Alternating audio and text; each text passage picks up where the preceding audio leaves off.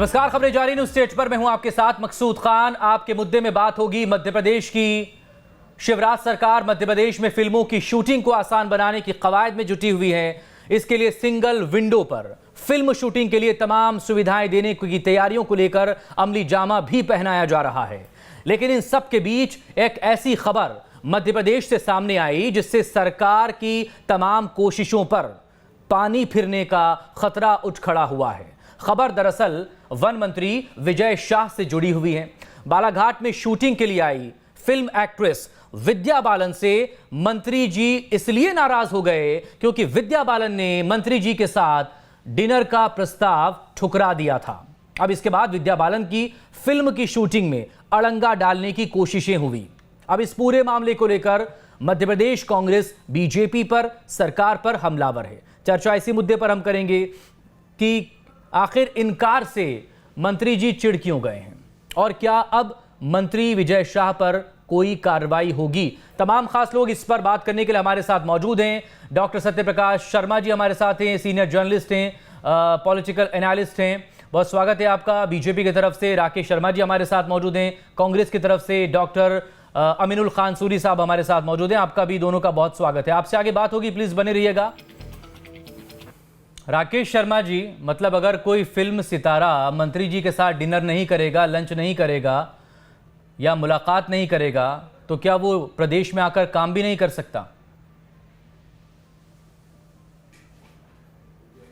देखिए मकसूद भाई, मैं थोड़ा सा इस बात को स्पष्ट कर दूं कि फिल्म की जो शूटिंग हो रही थी, फिल्म की यूनिट ने माननीय मंत्री जी से कहा कि आप हमारे साथ नाश्ता कीजिए, चाय पीजिए। माननीय मंत्री जी वहाँ उपस्थित थे तो उनके साथ चाय नाश्ता हुआ और उसमें विद्या बालन भी उपस्थित थी और पूरे 1 घंटे ये कार्यक्रम वहाँ चला चाय नाश्ते का। वो विद्या बालन उस समय साथ में थी। ठीक, आप मुझे ये बताइए कि क्या विद्या बालन जी ने आके कहा कि मुझे मंत्री जी ने भोजन के लिए आमंत्रित किया, या फिल्म के प्रोड्यूसर ने कहा, या विजय शाह ने? 3 लोग में से किसी एक की भी आप बाइट बता दीजिए मेरे को चैनल के सामने। कांग्रेस पार्टी क्या कह रही है मध्य प्रदेश में, हमें उससे कोई लेना देना नहीं। फिर उसके बाद गाड़ी रोकने की बात जो हो रही है, ये नियम आपको भी मकसूद भाई अच्छी तरह मालूम होगा कि जो रिजर्व फॉरेस्ट होता है उसमें अनुमति के बाद गाड़ियों को जाने दिया जाता है। वहां पे नाकेदार रहता है। अब जब गाड़ियां जा रही थी, नाकेदार ने परमिशन मांगी, इन लोगों ने परमिशन उपलब्ध 2 गाड़ियों की दिखाई और थोड़ी देर बाद बाकी गाड़ियों की दिखाई। गाड़ियां सब चली गई और फिल्म की शूटिंग लगातार जारी है। फिल्म की शूटिंग नहीं रुकी। इसलिए मुझे तो शर्म उन लोगों पे आती है जो जैकलिन फर्नांडिस की कमर में हाथ डालते हैं और दूसरों को भी वैसे ही समझते हैं। मेरा निवेदन है, जरा कांग्रेस पार्टी को मध्य प्रदेश का चरित्र हनन करने से पहले वास्तविकता से परिचित हो जाना चाहिए था और उसके बाद बात करने था। ना फिल्म की शूटिंग रुकी है, ना कोई गाड़ी रुकी है, मात्र नाकेदार ने जंगल में जाने से पहले मतलब ये महज एक इत्तेफाक है। ये सबके साथ होता है। ये महज एक इत्तेफाक है जाएंगे या और एक ऐसा इत्तेफाक, तो अनुमति मांगी जाएगी। राकेश जी, एक महज आप इसे इत्तेफाक बता रहे, लेकिन इस इत्तेफाक की कितनी कीमत हो सकती है या मध्य प्रदेश को इसकी क्या कीमत चुकानी पड़ सकती है? क्या वाकई में अंदाजा है सरकार को या बीजेपी को इसका? इमेज मेकिंग के लिए करोड़ों अरबों रुपए खर्च करता है कोई प्रदेश अपने यहाँ किसी को बुलाने के लिए, शूटिंग के लिए या उसके एडवर्टीजमेंट के लिए। आप समझ रहे हैं इस टाइम पर नेशनल मीडिया में और सोशल मीडिया पर ये जो मामला लगातार ट्रेंड कर रहा है, कितना नुकसान हुआ है प्रदेश की छवि को, जिसे आप राष्ट्रीय गर्व बनाने की कोशिश कर रहे हैं। जिस मध्य प्रदेश को एक मंत्री के इस तरह की करतूत पर वो राष्ट्रीय शर्म का विषय इस वक्त बना हुआ है। देखिए, मेरा तो हाथ जोड़ के आपसे निवेदन है कि आप कम से कम कांग्रेस की भाषा ना बोलें। ना मंत्री ने कोई मध्य प्रदेश को शर्मिंदा किया है, ना विद्या बालन कहीं शर्मिंदा हुई है। विद्या बालन जी के साथ मंत्री जी का नाश्ता हुआ है, पूरी यूनिट के साथ नाश्ता हुआ है। इसको मैं भी स्वीकार कर रहा हूँ, इसको मंत्री जी भी स्वीकार कर रहे हैं, इसको यूनिट भी स्वीकार कर रही है। और रिजर्व वन क्षेत्र में आपकी चैनल की भी अगर टीम जाएगी ना तो उनको भी परमिशन दिखानी पड़ेगी। मेरे विद्वान साथी, अगर किसी से कोई परमिशन पूछ लेता है वहां का नाकेदार, तो उसको मंत्री के साथ मत जोड़िए कृपया। रिजर्व क्षेत्र में जाने से पहले अनुमति आवश्यक होती है और अगर उसने नाकेदार ने अनुमति पूछ ली है तो इसको बात का बतंगड़ कांग्रेस पार्टी बना रही है, क्योंकि कांग्रेस पार्टी के पास मध्य प्रदेश में अब कोई विषय नहीं है। अरे लेकिन कांग्रेस के अलावा कांग्रेस के इतर भी तमाम मीडिया ने इसको कवर किया ना, इस विवाद को जगह दी ना। आप सिर्फ कांग्रेस को लेकर बात क्यों कर रहे हैं? बात तो मध्य प्रदेश की होनी चाहिए। और अगर कहीं इस तरह के आरोप लग रहे हैं तो फिर सफाई आनी चाहिए उस पर। मेरा निवेदन है मकसूद भाई उस कांग्रेस पार्टी की तो बात मत कीजिए कि 4 दिन पहले जो देशद्रोह में फरार था जो इनका विधायक आरिफ मसूद, उसका कांग्रेस कार्यालय में स्वागत करते हैं। तो कांग्रेस की मानसिकता क्या है मध्य प्रदेश के लिए और देश के लिए, ये इससे साबित हो रही है। डॉक्टर अमीनुल खान कांग्रेस की चिंता मत कीजिए, कांग्रेस क्या कह रही है। मैं अधिकृत रूप से भारतीय जनता पार्टी के प्रवक्ता के नाते आपको जिम्मेदारी से कह रहा हूं कि रिजर्व फॉरेस्ट में कोई भी गाड़ी जाएगी तो उसकी अनुमति पूछी जाएगी। ये सामान्य सी प्रक्रिया है। इसको मंत्री जी के साथ अगर कांग्रेस जोड़ रही है तो कांग्रेस की मानसिकता क्या है, आप कौन सा ऐसा वो प्रोडक्शन हाउस होगा जो अनुमति नहीं लेगा अगर कहीं जाएगा तो? भाई बगैर अनुमति की कोई कहीं पर क्या शूट कर सकता है क्या? अनुमति तो थी ना, तभी तो सवाल उठ रहा है कि जब अनुमति नहीं तो क्या हो रहा है? क्या हुई है कि उनसे अनुमति पूछी गई, उनने अनुमति बता दी, गाड़ी सब चली गई, शूटिंग चल रही है। ठीक है doctor Suri, please counter to Rakesh Sharma ji. Doctor Suri, मैं आपके चैनल पे बैठा हूं। डॉक्टर सूरी, ये बड़ा आरोप है, ये बड़ा आरोप है बीजेपी का कि दरअसल कांग्रेस जो है वो प्रदेश की छवि खराब कर रही है बेवजह के मुद्दे को तूल देकर।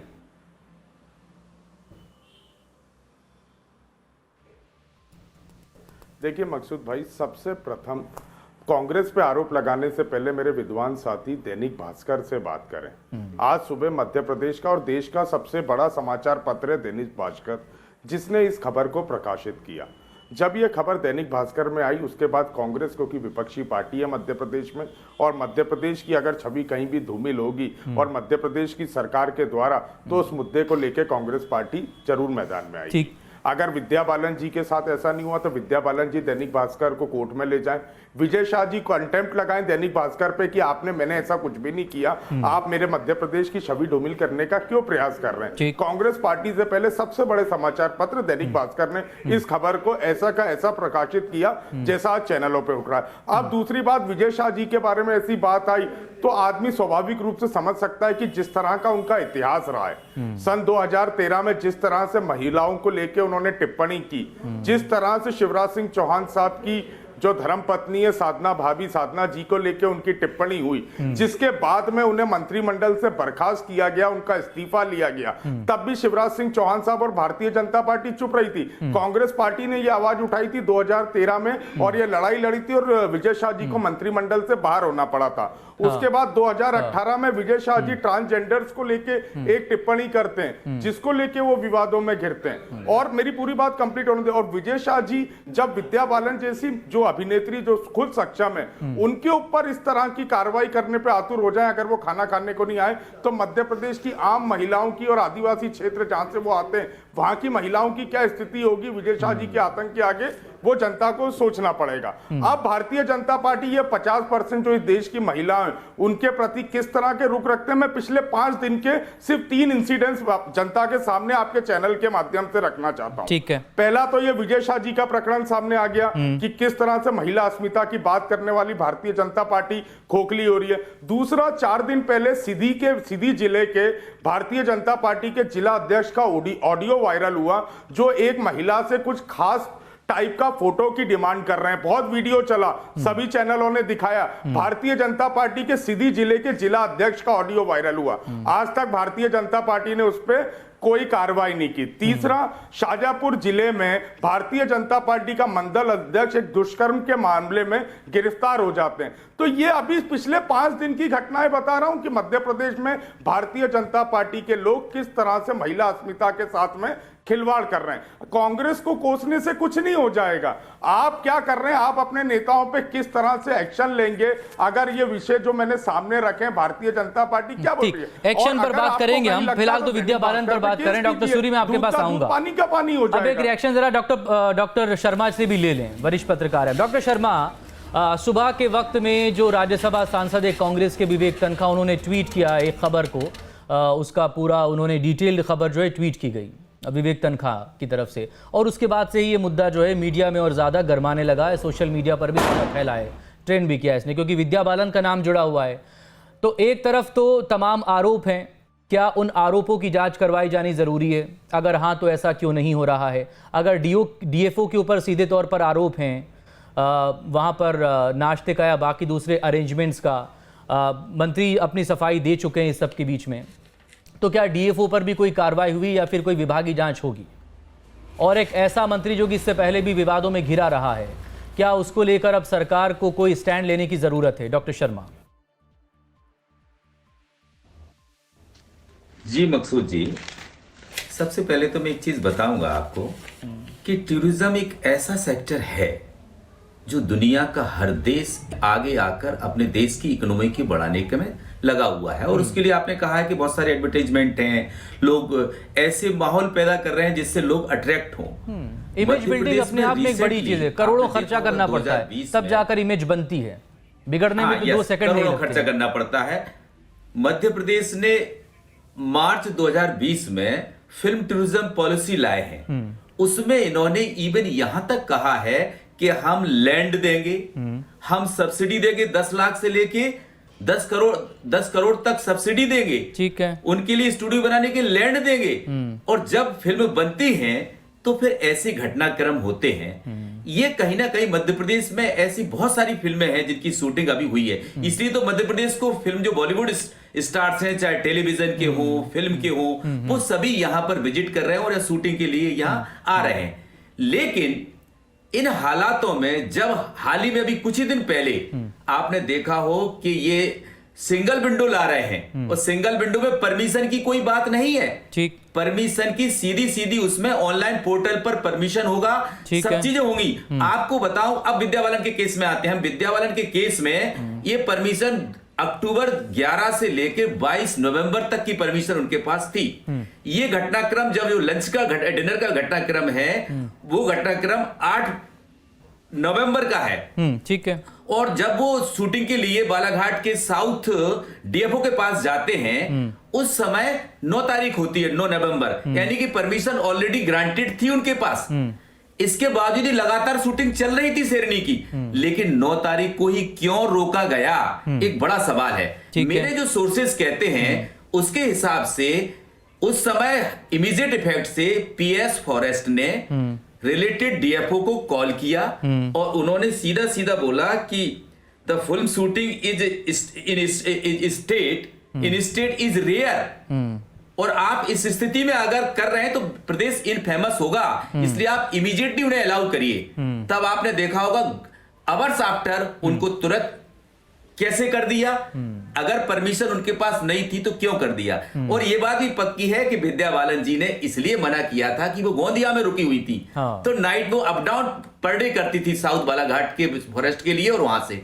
तो इन स्थितियों में ये बात तो स्पष्ट है कि कुछ ना कुछ घटनाक्रम तो है, तभी ये आग लगी है।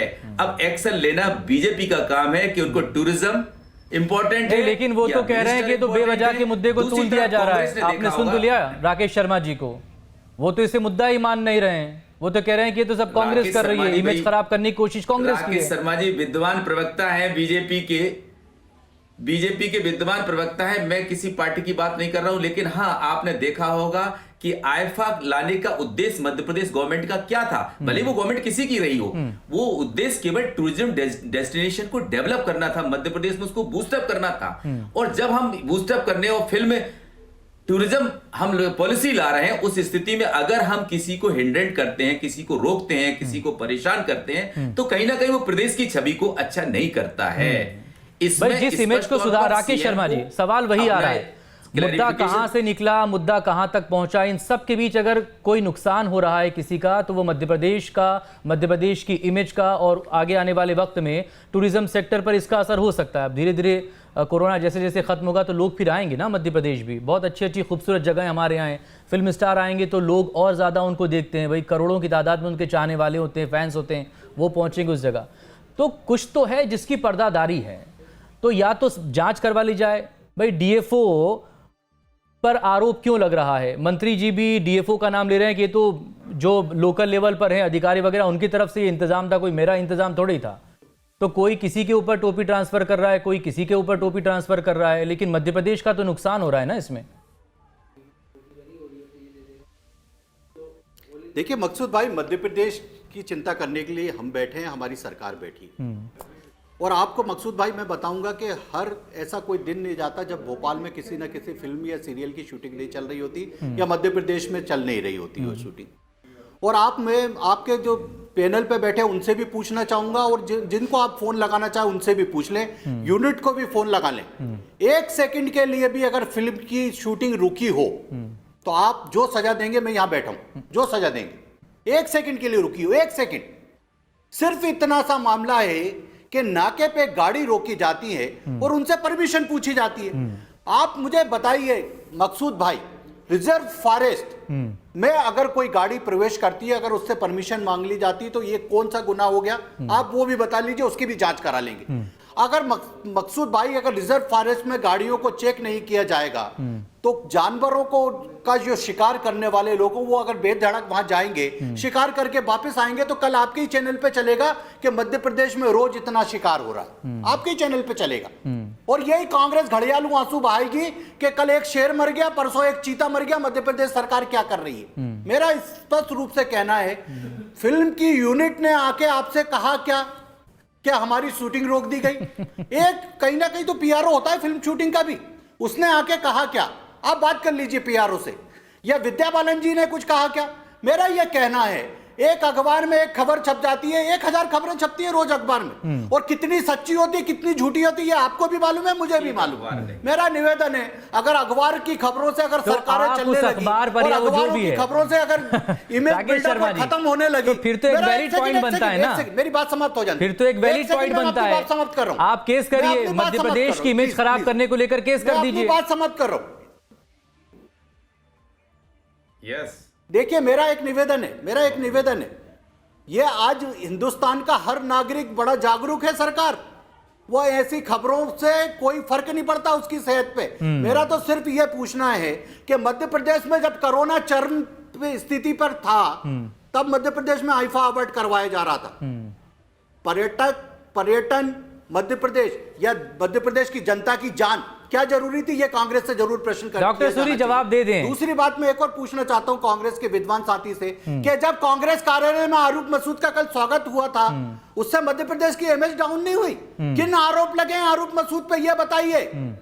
आप उनका स्वागत कर रहे हैं कांग्रेस कार्यालय में, आरिफ मसूद को जमानत तो कोर्ट ने दी ना। जिले का महामंत्री भोपाल का महिला का रेप करता है, कांग्रेस के 15 माह के शासनकाल में उस पर कार्रवाई नहीं होती।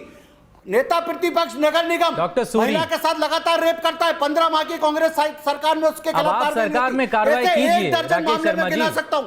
तो कांग्रेस को अपने बारे में भी सोचना चाहिए, अपनी बात भी करना चाहिए। हाँ, डॉक्टर सूरी प्लीज जवाब दें आप, please counter to Rakesh Sharma ji. Maqsood भाई, बिल्कुल मकसूद भाई, मैंने जो सवाल पूछे उनके तो राकेश भाई के पास जवाब नहीं हुए, चाहे सिद्धि का मामला हो, शाहजहांपुर का मामला हो। पर क्योंकि एक जिम्मेदार पार्टी का प्रवक्ता हूं और अपनी पार्टी का पक्ष बहुत अच्छे से रखूंगा, पहला सवाल आईफाफ का पूछा मेरे भाई ने। आरिफ मसूद के बारे में कुछ बोलिए प्लीज। कल कांग्रेस कार्यालय में उनका स्वागत हुआ, किस आरोप में वो उनको जमानत मिली है, जरा उसका भी जिक्र कर लें। जवाब दूंगा राकेश भैया, प्रश्न करना तो बहुत अच्छी बात है, आप भी जवाब देना सीख लीजिए। सब एक दूसरे के सवाल का जवाब दीजिए, लेकिन एक दूसरे को बोलने का मौका भी दीजिए भाई। जवाब तो लीजिए, काला मुंह करके नहीं भागूंगा, जवाब दूंगा। सुनिए, चैनल पर एक दूसरे को मौका भी दीजिए बोलने का और एक दूसरे के सवालों का जवाब भी दीजिए। It is a humble request. नहीं है हिम्मत नहीं है जवाब सुनने की। डॉक्टर सूरी एक सेकंड, राकेश शर्मा जी, सुनना चाहता हूं, राकेश शर्मा जी, राकेश शर्मा जी, काम कर दिया राकेश शर्मा जी, क्या कांग्रेस कार्यालय, राकेश शर्मा जी, राकेश शर्मा जी, प्लीज बी टॉलरेंट, थोड़ा सा बोलने का मौका दीजिए। वो आपको सुन रहे थे, आप उन्हें सुनिए। Doctor Suri please complete.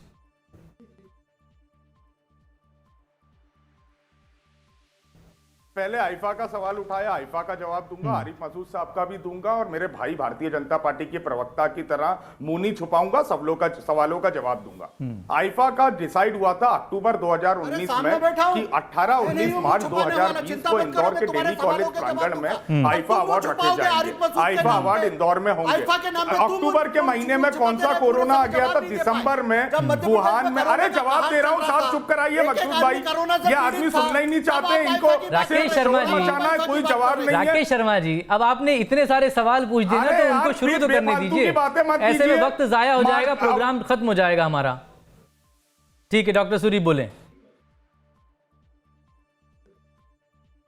मकसूद भाई, अक्टूबर 2019 में कौन सा कोरोना आ गया था? दिसंबर में वुहान में चाइना के अंदर कोरोना आता है, और ये अक्टूबर 2019 में डिसाइड किया गया था कि मार्च के अंदर 2020 में आईफा अवार्ड इंदौर में होंगे। और जिस तरह से कोरोना बढ़ने लगा तो कमलनाथ जी ने आईफा को सस्पेंड कर दिया। और आईफा एक गौरव था कि हम फिल्म सिटी भी महेश्वर में लेके आ रहे थे, फिल्म टूरिज्म को बढ़ाने का काम कर रहे थे। जो जिस तरह से इको टूरिज्म का बॉलीवुड का अवार्ड मध्य प्रदेश को मिला, वो कमलनाथ जी के समय मिला। और अक्टूबर के महीने में कोई कोरोना नहीं था। भारतीय जनता पार्टी झूठ बोलने में आगे और कहीं पीछे नहीं है। अब बात आती है हमारे विधायक आरिफ मसूद साहब की। भारतीय जनता पार्टी ने प्रशासन के दम पे बेबुनियाद आरोप लगा के उन पे प्रकरण पंजीबद्ध किया, और अगर वो फरार थे, उन्होंने अंतरिम जमानत के लिए, अग्रिम जमानत के लिए हाईकोर्ट गए हुए थे, तो मध्य प्रदेश में भारतीय जनता पार्टी की सरकार थी, उनको गिरफ्तार कर सकते थे, कहीं भगे नहीं थे। और मुझे बताइए, गुजरात दंगों का आरोप नरेंद्र मोदी पे लगा था, अमित जिला बदर हो गए थे, तो क्या भारतीय जनता पार्टी के कार्यालय में नरेंद्र मोदी को भगा के बिठा दिया गया था, या अमित शाह को हरेन पंड्या की हत्या हो, या जिला बदर? डॉक्टर शर्मा से बात करूंगा फिर, अगर ऐसा ही हुआ तो। डॉक्टर शर्मा, मेरे पास शायद 1 मिनट बचा है, मैं डॉक्टर शर्मा से ही बात कर लेता हूं। अब जवाब तो दो। डॉक्टर शर्मा, आपने दोनों पक्षों को सुन लिया। सवाल दरअसल यही है कि पॉलिटिकल माइलेज लेने के चक्कर में या राजनीतिक नफे नुकसान के चक्कर में मध्य प्रदेश का नुकसान ना हो बस, क्योंकि इमेज बिल्डिंग अपने आप में एक लंबी प्रोसेस है, और उसके बाद जो है खराब तो खैर 2 सेकंड में हो जाती है। छवि,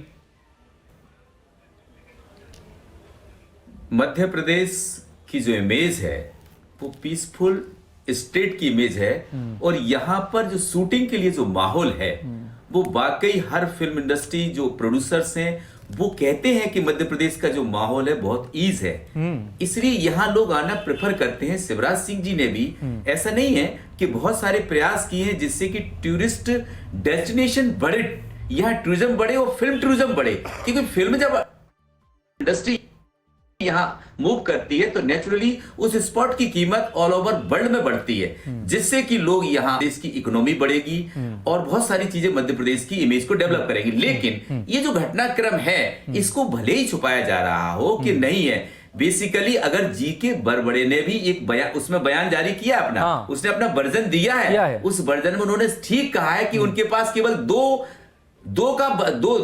क्या चीजें, 2 जो जनरेटर्स हैं, 2 जनरेटर्स की परमिशन थी, जबकि वो ज्यादा जनरेटर्स लाना चाह रहे थे। तो आप अभी कह रहे हैं कि परमिशन की जरूरत नहीं है। राकेश शर्मा जी, आप बोलना चाह रहे हैं, लेकिन दरअसल मेरे पास वक्त है नहीं परमिशन की बात। लेकिन इसको कोट किया गया है कि पीएस फॉरेस्ट ने फोन किया उसके बाद, और उन्होंने ये कहा कि ऐसी स्थिति नहीं है, इसके बाद शूटिंग जारी थी। तो शूटिंग को रोकने को लेकर सवाल नहीं है, वो जो विवाद खड़ा हुआ है, सवाल दरअसल उसी को लेकर उठ रहा है। फिर परमिशन कहां गई? परमिशन कहां से आ गई? ठीक, मेरे पास वक्त इतना ही, आगे फिर उम्मीद है आपसे इस पर बात हो। सवाल ये आता है। बहुत शुक्रिया आप तमाम लोगों का हमसे जुड़ने के लिए, इस मुद्दे पर बात करने के लिए। छोटे से ब्रेक के बाद खबरें जारी हैं।